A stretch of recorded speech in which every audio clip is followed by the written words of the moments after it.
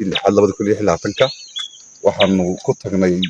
anagoo ah guddigiisa Hambarwaaqo anigii gudoomiyaha guud ee beesha ila gale indhayn degmada Salaxley iyo deegaamadeeda hoostaga runtii goobtan imika aanu joognaa waxa weeyaan waa beerta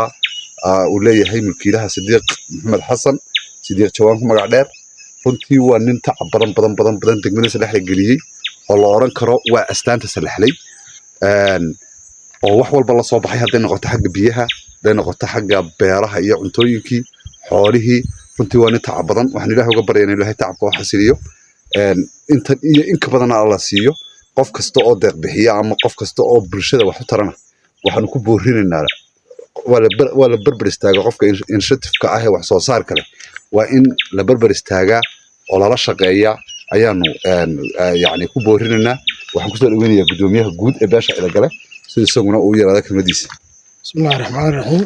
waxaan naga dambeeyay waa la asbiyaa oo tacab la galiyay waa bilkad aad u weyn dib badan qaadaysa waxaanu maanta halkan aanu oo taariikhdu tahay bishii 6 afarteedii 2022 maalin khamiisa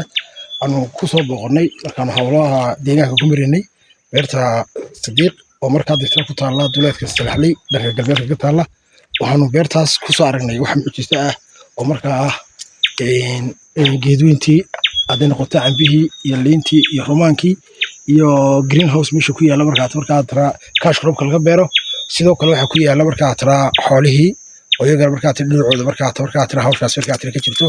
oo markaa la oran karo waa xoolo dhaqato beeraley waxaan Ilaahay ninka uga baryaynaa inuu tacabkiisa iyo markaa tara hawsha halka uu ka wado dadkuna kaga daydaan Ilaahayna markaa tacabkiisa wax xasiliyo markaa tara uga dhigo tacab